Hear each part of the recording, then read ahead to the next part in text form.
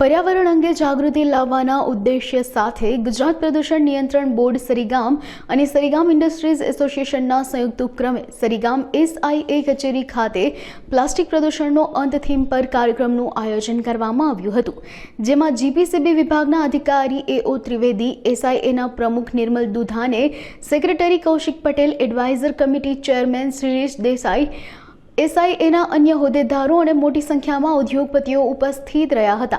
કાર્યક્રમ દરમિયાન પ્લાસ્ટિક પ્રદૂષણના પર્યાવરણ પર થતી ગંભીર અસરો અને તેના નિવારણ માટેના ઉપાયો વિશે વિસ્તૃત જાણકારી આપી હતી। મેં અને 15 તારીખે અમારા GPCB આજ સુધી અને 31 ઓક્ટોબર સુધી અમે એન્વાયરમેન્ટના પ્રોગ્રામ કરવાના છે અને મેઇન જો થીમ છે એન્વાયરમેન્ટ ડેની એન્ડિંગ પ્લાસ્ટિક પોલ્યુશન એના ઉપર જ કરવાના છે અને SIAનો અમને પૂર્ણ સપોર્ટ છે। એ લોકો કમિટમેન્ટ આપેલો છે કે આપણે મહિનામાં 2 પ્રોગ્રામ કરીશું એન્ડિંગ પ્લાસ્ટિક પોલ્યુશન।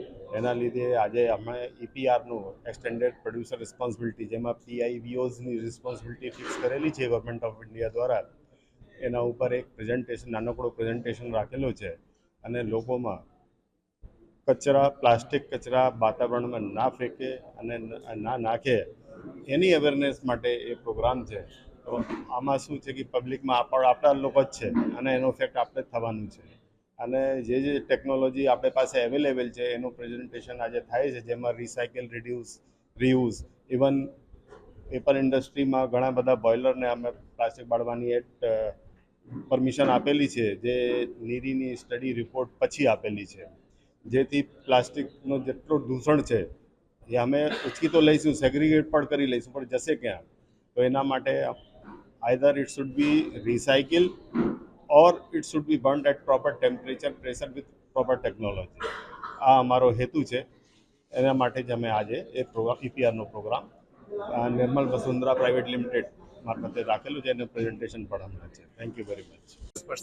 तो गवर्नमेंट को ये भी सोचना होगा कि एक्चुअली मार्केट में कचरा कितना है, कितना अवेलेबल है, उस हिसाब से EPR की लायबिलिटी तय होनी चाहिए।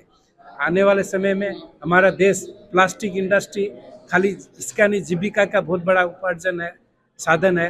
हमारे देश के कम से कम 75 lakh people directly employ in plastic, 25 lakh undirectly है और कम से कम 5 करोड़ आदमी की जीविका चलती है।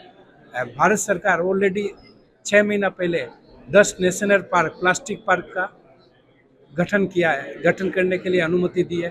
उसमें 6 पार्क को ऑलरेडी अप्रूव भी मिल चुके हैं। उसमें अभी गुजरात में अभी तक उसमें एक भी पार्क नहीं है, MP और सब जगह है, अलग अलग स्टेट में।